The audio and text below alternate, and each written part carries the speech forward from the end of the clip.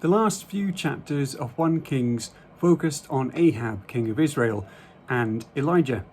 Ahab's son Ahaziah succeeded him, and his reign is summarized as evil, as he also walked in the way of Jeroboam son of Nebat, which means he committed adultery.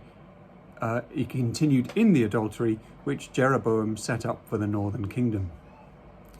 Ahaziah is badly injured from a fall, and he inquires of Baal to see if he will recover.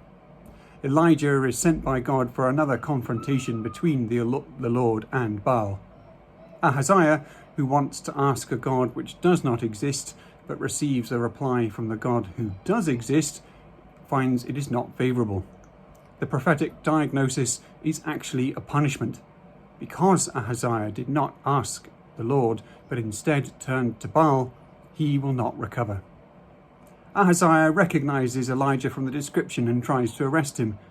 Even if Ahaziah does not respect Elijah, he could not ignore a curse from the prophet. But the fact that he can recognize him from a description of his clothes might imply he is aware of the man's potent reputation. The Lord defends Elijah from Ahaziah's abuse by consuming 102 of his men. This is with fire from heaven, just like the heavenly fire which consumed the sacrifices. But this is part of the confrontation with Baal as well, for the captains of the men both address him with these words: "O man of God, the king says, come down." Elijah replies, "If I am a man of God, let fire from heaven come down and consume you."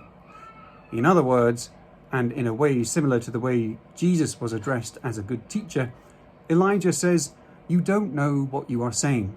If you really believed I was a man of the living God, you would not dare harm me.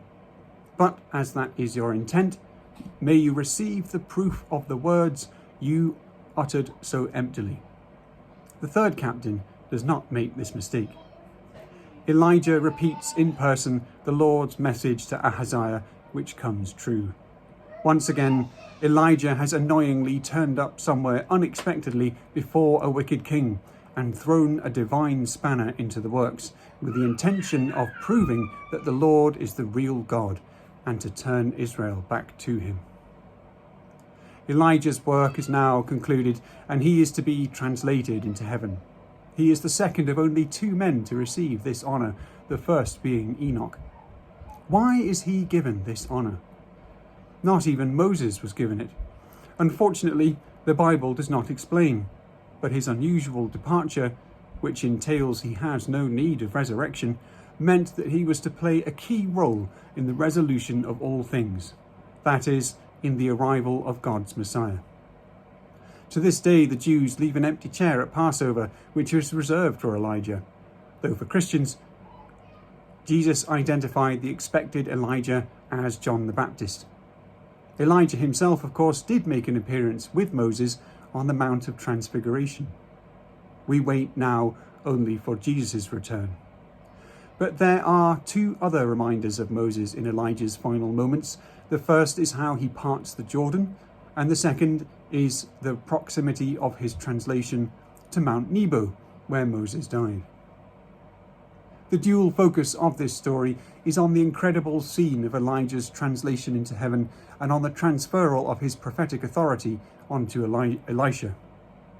The authority is vested in the cloak, which is the instrument of his power, as the staff was for Moses. But both Elijah and Elisha know that it is the Spirit of God who provides the power. He asks for a double portion, not for his own greatness, but because the eldest son received a double inheritance. Some rabbis took this request literally and calculated that Elisha did 16 miracles while Elijah did 8. Because Elijah had this reputation of being everywhere and nowhere, and that the Lord could transport him anywhere at will, some of the prophets assume this could be the case, and they go and look for him in vain. Elisha's power is quickly demonstrated. He heals the land by purifying the water, and then his curse of the insulting boys, in a way similar to the fiery destruction of the soldiers come to arrest Elijah, show that this prophet is not to be mistreated.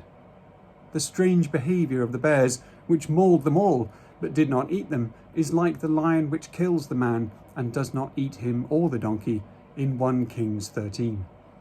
And this highlights the divine nature of this grim event.